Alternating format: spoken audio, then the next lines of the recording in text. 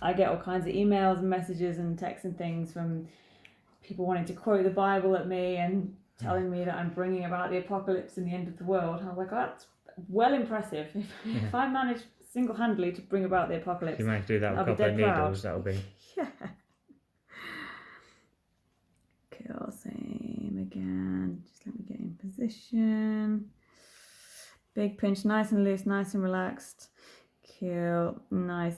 Big breath in for me. Super. Nice.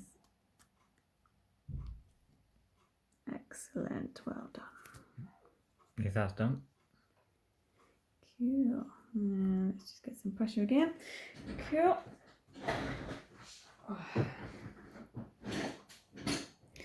Yeah, have you already had a look at the app, the Spark, and you've kind of registered on VivoKey? No.